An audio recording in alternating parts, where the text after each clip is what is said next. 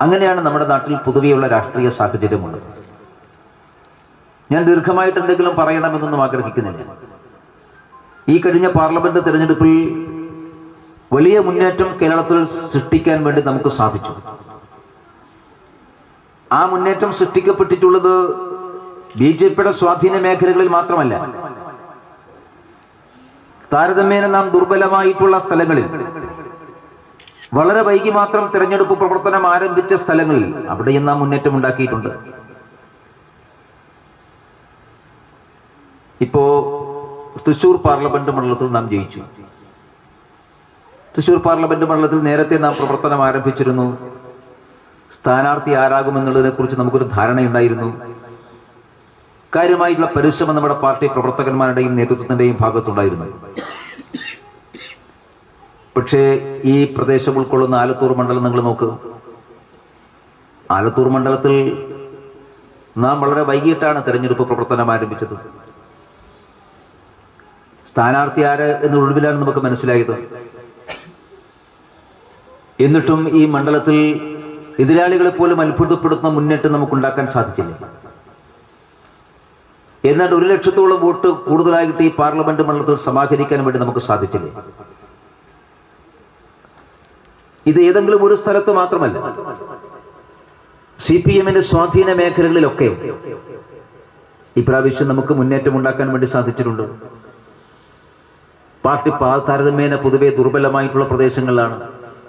ഇപ്പൊ CPM-ന്റെ ഏറ്റവും സ്വാധീന കേന്ദ്രങ്ങൾ കണ്ണൂർ ജില്ലയിൽ, മുഖ്യമന്ത്രിയുടെ മണ്ഡലത്തിൽ നമുക്ക് വോട്ട് വർദ്ധിപ്പിക്കാൻ വേണ്ടി സാധിച്ചു. നമ്മളാണ് അവിടെ വോട്ട് വർദ്ധിപ്പിച്ചുള്ളത്. അവിടെ LDF-ന്റെയും വോട്ട് വർദ്ധിച്ചിട്ടില്ല, UDF-ന്റെയും വോട്ട് വർദ്ധിച്ചിട്ടില്ല. വോട്ട് വർദ്ധിച്ച ഒരു മുന്നണി നമ്മുടെ മുന്നണിയാണ്. മുഖ്യമന്ത്രിയുടെ സ്വന്തം ബൂത്തിൽ ഈ പ്രാവശ്യം വലിയ വോട്ട് വർധനവാണ് BJP-ക്ക് ഉണ്ടായത്. 100 വോട്ടിലേറെ ഒറ്റ ബൂത്തിൽ മുഖ്യമന്ത്രി വോട്ട് ചെയ്യുന്ന ഒരു ബൂത്തിൽ ഈ പ്രാവശ്യം നമുക്ക് 100 വോട്ടിലേറെയാണ് വർധനവുണ്ടായത്. ആ 100 വോട്ട് എന്ന് പറയുന്നത് 100 വോട്ടും CPM വോട്ടാണ്. CPM അല്ലാതെ മറ്റൊരു പാർട്ടി അവിടെ ഇല്ല. UDF-ന് കഴിഞ്ഞ പ്രാവശ്യം കിട്ടിയ വോട്ട് അവർ നിലനിർത്തിയിട്ടുണ്ട്. വോട്ട് കുറഞ്ഞിട്ടുള്ളത് CPM-നാണ്. ആ വോട്ട് മുഴുവൻ BJP-ക്കാണ് കിട്ടിയിട്ടുള്ളത്.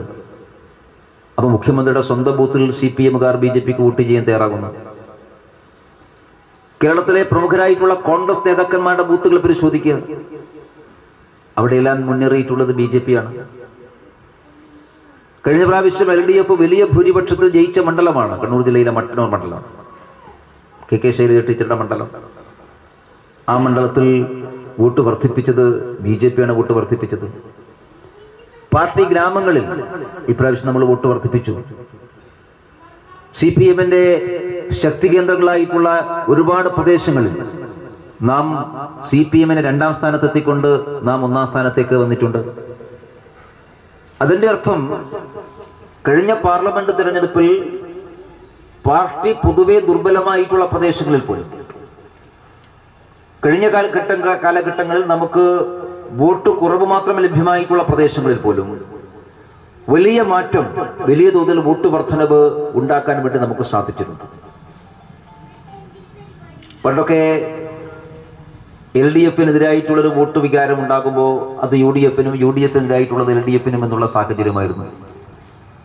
പക്ഷേ ഈ പാർലമെന്റ് തെരഞ്ഞെടുപ്പിന്റെ ഫലം നൽകിയിട്ടുള്ള ഏറ്റവും പ്രധാനപ്പെട്ട സന്ദേശം LDF വിരുദ്ധ വോട്ടുകൾ UDF-ലേക്കും, UDF വിരുദ്ധ വോട്ട് LDF-ലേക്കും പോകുന്ന പരമ്പരാഗതമായിട്ടുള്ള ശീലത്തിന് മാറ്റം വരികയും കോൺഗ്രസിനും CPM-നും എതിരായിട്ട് ഉയരുന്ന വോട്ടുകൾ സമാഹരിക്കാൻ സാധിക്കുന്ന ഒരു 3ാമത്തെ രാഷ്ട്രീയം കേരളത്തിലുണ്ട് എന്ന് സാമാന്യ ജനത ബോധ്യപ്പെടുത്തി കൊടുത്തിട്ടുള്ള തെരഞ്ഞെടുപ്പാണ് കഴിഞ്ഞ പാർലമെന്റ് തെരഞ്ഞെടുപ്പ്. അതുകൊണ്ടാണ് ഒരു പാർലമെന്റ് മണ്ഡലം തൃശ്ശൂർ നാം വലിയ ഭൂരിപക്ഷത്തോടു കൂടി ജയിച്ചു. 2 പാർലമെന്റ് മണ്ഡലത്തിൽ വിജയത്തിന്റെ തൊട്ടടുത്ത് വരെ എത്താൻ വേണ്ടി നമുക്ക് സാധിച്ചു. ഒരുപാട് മണ്ഡലങ്ങളിൽ നാം വലിയ തോതിൽ വോട്ട് വർദ്ധിപ്പിച്ചു. 11ഓളം അസംബ്ലി മണ്ഡലങ്ങളിൽ നാം 1ാം സ്ഥാനത്തെത്തി. 8 അസംബ്ലി മണ്ഡലങ്ങളിൽ നാം 2ാം സ്ഥാനത്ത് വന്നു. കേരളത്തിലെ ഏതാണ്ട് 50ഓളം അസംബ്ലി മണ്ഡലങ്ങളിൽ നമുക്ക് നിർണായകമായിട്ടുള്ള ശക്തിയായിട്ട് നമ്മൾ മാറി. എന്ന് പറഞ്ഞാൽ വിജയത്തിന്റെ തൊട്ടടുത്ത് വരെ എത്താൻ സാധിക്കുന്ന, ഒരു 10,000 വോട്ട് അധികം പിടിച്ചാൽ ജയിക്കാൻ സാധിക്കുന്ന 10-50ഓളം മണ്ഡലങ്ങൾ കേരളത്തിൽ സൃഷ്ടിക്കാൻ വേണ്ടി നമുക്ക് സാധിച്ചു. അപ്പോ ആ ഒരു വലിയ രാഷ്ട്രീയ മാറ്റത്തിന്റെ തുടർച്ച എന്നുള്ള നിലക്കാണ് ഈ തെരഞ്ഞെടുപ്പ് വരാൻ വേണ്ടി പോകുന്നത്. അതുകൊണ്ട് സ്വാഭാവികമായിട്ടും ആ ആത്മവിശ്വാസം മുറുകെ പിടിച്ചുകൊണ്ട് പാർലമെന്റ് തെരഞ്ഞെടുപ്പിൽ നമുക്ക് കൈവരിക്കാൻ സാധിച്ചിട്ടുള്ള അസൂയാവഹമായിട്ടുള്ള മുന്നേറ്റത്തിന്റെ ഒരു തുടർച്ച നമുക്ക് ഈ തെരഞ്ഞെടുപ്പിലും ഈ ഉപതെരഞ്ഞെടുപ്പിൽ നമ്മുടെ ഈ ഗ്രാമ വാർഡിൽ സൃഷ്ടിക്കാൻ വേണ്ടി സാധിക്കും. നമ്മുടെ പാർലമെന്റ് തെരഞ്ഞെടുപ്പിന് ശേഷം കേരളത്തിൽ ഉണ്ടായിട്ടുള്ള രാഷ്ട്രീയ സംഭവങ്ങളെല്ലാം വീണ്ടും വീണ്ടും നമുക്ക് പ്രയോജനകരമാകുന്ന രീതിയിലാണ്. ജനം കൂടുതൽ കൂടുതൽ BJPയെ സ്നേഹിക്കുകയും BJPയെ സ്വീകാര്യമാവുകയും ചെയ്യുന്ന സാഹചര്യമാണ്. ഇപ്പൊ നോക്കൂ, തെരഞ്ഞെടുപ്പിന് ശേഷം തെറ്റ് തിരുത്തുമെന്ന് CPM പറയുന്നു. പക്ഷെ ഒരു തെറ്റും അവർ തിരുത്താൻ വേണ്ടി തയ്യാറാകുന്നില്ല. അവർ കൂടുതൽ കൂടുതൽ ജനവിരുദ്ധമായിട്ടുള്ള നിലപാടുകളിലേക്ക് പോവുകയാണ്. ജനങ്ങളെ വീണ്ടും വീണ്ടും ശത്രുക്കളാക്കി കാണുന്ന നിലപാടിലേക്ക് അവർ പോവുകയാണ്. ആ CPMന്റെ നിലപാടിനോടൊപ്പമാണ് ഞങ്ങളെന്ന് യാതൊരു മറയുമില്ലാതെ പ്രഖ്യാപിക്കാൻ തയ്യാറാക്കുന്ന ഒരു പ്രതിപക്ഷവും നമ്മുടെ നാട്ടിലുണ്ട്. ഇപ്പോൾ തെരഞ്ഞെടുപ്പിന് ശേഷം കേരളത്തിൽ ഏറ്റവും പ്രധാനപ്പെട്ട പ്രശ്നമായി മാറിയിട്ടുള്ളത് മാലിന്യ പ്രശ്നമാണ്. കേരളം നേരിടുന്ന ഏറ്റവും ഗൗരവതരമായ ഒരു പ്രശ്നമായിട്ട് മാറുന്നു. നമ്മുടെ തദ്ദേശ ഭരണ സ്ഥാപനങ്ങളാണ് മാലിന്യ നിർമ്മാർജ്ജനത്തിന്റെ നേതൃത്വം കൊടുക്കേണ്ടത്. മാലിന്യ നിർമ്മാർജ്ജനത്തിന് വേണ്ടി കേന്ദ്ര ഗവൺമെന്റ് കൊടുക്കുന്ന കോടിക്കണക്കിന് പണമുണ്ട്. ആ പണം തദ്ദേശ ഭരണ സ്ഥാപനങ്ങളിലൂടെ വിനിയോഗിക്കപ്പെടണം എന്നാണ് കേന്ദ്ര സർക്കാർ ആഗ്രഹിക്കുന്നത്. പക്ഷെ കേരളത്തിലെ തദ്ദേശ ഭരണ സ്ഥാപനങ്ങൾക്ക് ഈ മാലിന്യ നിർമ്മാർജ്ജനത്തിന് വേണ്ടിയിട്ടുള്ള ആവശ്യമായിട്ടുള്ള ഫണ്ടില്ല എന്നാണ് ഏറ്റവും പ്രധാനപ്പെട്ട പരാതി. അപ്പൊ സ്വച്ഛ ഭാരതിന്റെ മിഷൻ ഭാഗമായി കേന്ദ്ര ഗവൺമെന്റ് കൊടുക്കുന്ന പണം ഇവിടെ പോകുന്നു. ഡയറക്റ്റ് പഞ്ചായത്തിന്റെ അക്കൗണ്ടിലേക്ക് കേന്ദ്ര സർക്കാരിന് കൊടുക്കാൻ സാധിക്കില്ല. സംസ്ഥാന സർക്കാർ മുഖാന്തരമേ കൊടുക്കാൻ സാധിക്കുകയുള്ളൂ. പക്ഷെ ഒരു പ്രത്യേക ആവശ്യത്തിനു വേണ്ടി മാലിന്യ നിർമ്മാർജ്ജനം എന്നുള്ള സ്വച്ഛ ഭാരത് നടപ്പിലാക്കുക എന്നുള്ള ഉദ്ദേശത്തോടു കൂടി ആ ഒരു കാര്യത്തിനു വേണ്ടി മാത്രം തദ്ദേശ ഭരണ സ്ഥാപനങ്ങളിലേക്ക് കൊടുക്കുന്ന വാർഷിക ഗ്രാന്റിന്റെ കാര്യത്തെ കുറിച്ചല്ല ഞാൻ പറയുന്നത്. കേന്ദ്ര ഗവൺമെന്റ് ഓരോ വർഷവും തദ്ദേശ ഭരണ സ്ഥാപനങ്ങൾക്ക് വേണ്ടി അവരുടെ വാർഷിക പദ്ധതിയുടെ നടത്തിപ്പിന് വേണ്ടി കൊടുക്കുന്ന ഗ്രാന്റ് ഉണ്ട്. ആ ഗ്രാന്റിന്റെ കാര്യമല്ല ഞാൻ പറയുന്നത്. അതിനപ്പുറത്ത് സർക്കാർ നേരിട്ട്, കേന്ദ്ര സർക്കാർ സ്വച്ഛ ഭാരത് മിഷൻ എന്ന് പറയുന്ന ഒരു കേന്ദ്രാവിഷ്കൃത പദ്ധതി നടപ്പിലാക്കുന്നതിന് വേണ്ടി നമ്മുടെ എല്ലാ പഞ്ചായത്തുകൾക്ക് ലഭ്യമാക്കേണ്ട പണമുണ്ട്. മഴക്കാലമാകുമ്പോൾ തോടുകൾ ശുദ്ധീകരിക്കുവാൻ, പരിസര ശുചീകരണം നടത്തുവാൻ, വിദ്യാലയങ്ങൾ ശുചീകരിക്കുവാൻ, ജനങ്ങളെ ബോധവൽക്കരിക്കുവാൻ, ആരോഗ്യ കേന്ദ്രങ്ങൾ വൃത്തിയാക്കാൻ, ഇങ്ങനെ ഒരു 10-15 ഇനങ്ങളാക്കി തിരിച്ചുകൊണ്ട് നമ്മുടെ മാലിന്യ നിർമ്മാർജ്ജനവും പരിസര ശുചീകരണവും നടപ്പിലാക്കണമെന്ന് പറഞ്ഞുകൊണ്ട് കോടിക്കണക്ക് രൂപയാണ് ഓരോ വർഷവും കേന്ദ്ര ഗവൺമെന്റ് കൊടുക്കുന്നത്. നമ്മുടെ കേരളത്തിനും കിട്ടുന്നുണ്ട്. നിങ്ങൾ മുള്ളൂർക്കര ഗ്രാമപഞ്ചായത്തിൽ അന്വേഷിച്ച് നോക്കൂ, എത്ര പണം കിട്ടുന്നുണ്ട്.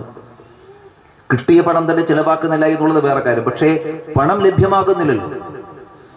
എന്തുകൊണ്ടാണ് സംസ്ഥാന സർക്കാർ ഈ കാര്യത്തിൽ കുറ്റകരമായിട്ടുള്ള അനാസ്ഥ കാണിക്കുന്നത്? സംസ്ഥാന സർക്കാർ ഒരു ചെലവുമില്ല. കേന്ദ്രം കൊടുക്കുന്ന പണം തദ്ദേശ ഭരണ സ്ഥാപനങ്ങൾക്ക് കൈമാറി ആ പ്രവർത്തനം നടക്കുന്നുണ്ടോ എന്ന് പരിശോധിച്ചാൽ മാത്രം മതി. പക്ഷേ കേരളത്തിൽ ഗുരുതരമായിട്ടുള്ള മാലിന്യ നിർമ്മാർജ്ജനത്തിന്റെ പ്രശ്നമുണ്ട്. മാലിന്യങ്ങൾ കെട്ടിക്കിടക്കുന്നു. അതിന്റെ പ്രശ്നം എന്താണ്? വലിയ തോതിലുള്ള സാംക്രമിക രോഗങ്ങൾ നമ്മുടെ നാട്ടിലേക്ക് തിരിച്ചു വരികയാണ്. ഒരു കാലഘട്ടത്തിൽ കേരളത്തിൽ അപ്രത്യക്ഷമായിട്ടുള്ള കോളറ തിരിച്ചു വരുന്നു. ആലപ്പുഴ ജില്ലയിൽ 1-ലേറെ രോഗികൾക്ക് ഇപ്പോൾ കോളറ സ്ഥിരീകരിക്കപ്പെട്ടിരിക്കുന്നു. നിപ്പ രോഗം വീണ്ടും കേരളത്തിലേക്ക് വരുന്നു. മസ്തിഷ്ക ജ്വരം കൂടുതൽ വേഗതയിൽ ആളുകളിലേക്ക് വരുന്നു, കൂടുതൽ ആളുകളിലേക്ക് വരുന്നു. സാമാന്യന് നാം കാണാത്ത പലതരം പനികൾ കേരളത്തിലേക്ക് വരുന്നു. പുതിയ പുതിയ രോഗങ്ങൾ റിപ്പോർട്ട് ചെയ്യപ്പെടുന്നു. കേരളം രോഗാതുരമാവുകയാണ്. ആരോഗ്യരംഗത്ത് നാം 1-ാം സ്ഥാനമാണ് എന്നൊക്കെ പറയുമ്പോഴും പുതിയ പുതിയ രോഗങ്ങൾക്ക് വേണ്ടി അടിമപ്പെടുന്ന ആളുകൾ രോഗാതുരമാവുകയാണ് കേരളം. ഈ രോഗാതുരമാകാനുള്ള ഏറ്റവും പ്രധാനപ്പെട്ട കാരണം കേരളത്തിലെ മാലിന്യ നിർമ്മാർജ്ജനത്തിന്റെ പ്രശ്നമാണ്. ആ മാലിന്യ നിർമ്മാർജ്ജനം നടത്താൻ തദ്ദേശ ഭരണ സ്ഥാപനങ്ങൾക്ക് ആവശ്യമായിട്ടുള്ള ഫണ്ട് കൊടുക്കാൻ, കേന്ദ്രം കൊടുക്കുന്ന പണം പോലും കൊടുക്കാൻ സംസ്ഥാന സർക്കാർ തയ്യാറാകുന്നില്ല എന്നുള്ളതാണ് ഏറ്റവും പ്രധാനപ്പെട്ട പ്രശ്നം. ആ പ്രശ്നം തദ്ദേശ ഭരണ സ്ഥാപനങ്ങൾ അഡ്രസ് ചെയ്യപ്പെടേണ്ട പ്രശ്നമാണ്. നമ്മുടെ നാട്ടിലൊക്കെ ജനങ്ങൾ അവരുടെ ജീവിതത്തിൽ അനുഭവിക്കുന്ന ഒരു പ്രധാനപ്പെട്ട പ്രശ്നമാണ്. ഇപ്പോ കഴിഞ്ഞ ദിവസമാണ് തിരുവനന്തപുരത്ത് മാലിന്യങ്ങൾ നിർമ്മാർജ്ജനം ചെയ്യുന്നിടക്ക്, തോട് വൃത്തിയാക്കുന്നിടക്ക് ഒരാൾ മരണപ്പെട്ടത്, മാലിന്യത്തിനിടയിൽ ഒടുങ്ങിപ്പോയി മരണപ്പെട്ടത്. കേരളം പോലുള്ള സംസ്ഥാനത്തിന് ഏറ്റവും അപമാനകരമായിട്ടുള്ള കാര്യമാണ്. ഇത്രയും പ്രബുദ്ധമായിട്ടുള്ള ഒരു നാട്ടിൽ,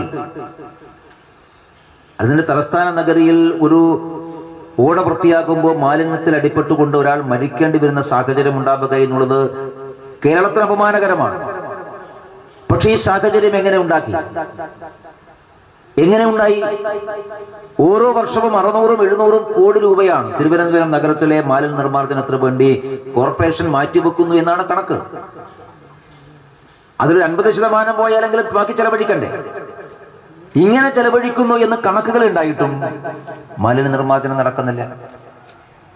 ഒരാളുടെ കൊലപാതകത്തിലേക്ക്, ഒരാളുടെ മരണത്തിലേക്ക് സാഹചര്യങ്ങൾ എത്തിയിട്ടും ഇപ്പോഴും സംസ്ഥാന സർക്കാരും CPM ഒക്കെ അതിനെ ന്യായീകരിക്കുകയാണ്. തങ്ങളുടെ കുറ്റകരമായിട്ടുള്ള അനാസ്ഥ കൊണ്ട് ഒരാളുടെ വിലയേറിയ ജീവൻ നഷ്ടപ്പെട്ടു പോയിട്ടും അതിന്റെ ഗൗരവത്തെക്കുറിച്ച് ഇപ്പോഴും അവർക്ക് ബോധ്യമാവുന്നില്ല. കേരളത്തിലെ പ്രതിപക്ഷം എന്താ ചെയ്തിട്ടുള്ളത്? ഒരു കോർപ്പറേഷൻ ഭരണകൂടത്തിന്റെ ഗുരുതരമായിട്ടുള്ള വീഴ്ചയുണ്ടായിട്ട്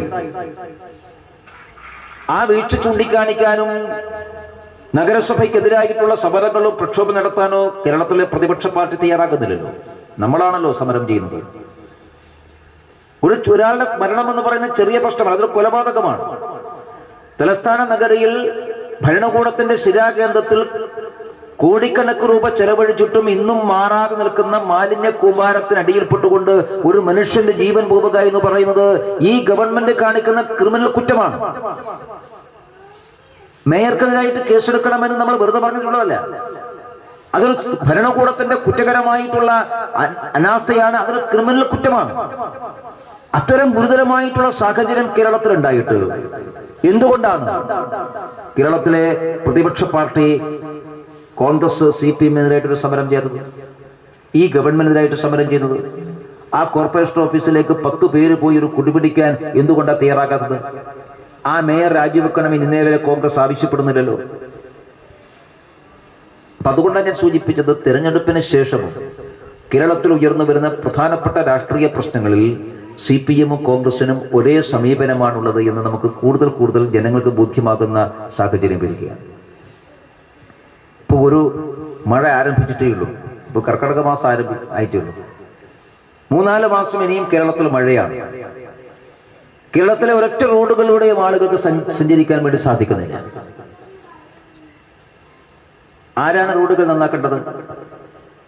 സാധാരണ ഏപ്രിൽ-മെയ് മാസത്തിൽ, ജൂൺ മാസം ആരംഭിച്ചാൽ മഴയുണ്ടാകുമെന്ന് എല്ലാവർക്കും അറിയാമല്ലോ. മാർച്ച്-ഏപ്രിൽ-മെയ് മാസത്തിലാണല്ലോ നമ്മുടെ റോഡുകൾ നന്നാക്കേണ്ടത്, അറ്റകുറ്റപ്പണികൾ നടത്തേണ്ടത്.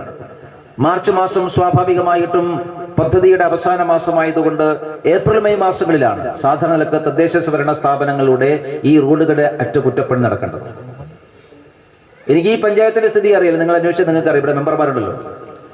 കഴിഞ്ഞ ഏപ്രിൽ-മെയ് മാസത്തിൽ കേരളത്തിൽ ഒരു തദ്ദേശ ഭരണ സ്ഥാപനത്തിനും ഈ റോഡുകളുടെ, ഗ്രാമീണ റോഡുകളുടെ അറ്റകുറ്റപ്പണിക്ക് വേണ്ടിയിട്ടുള്ള പണം കൊടുത്തിട്ടില്ല.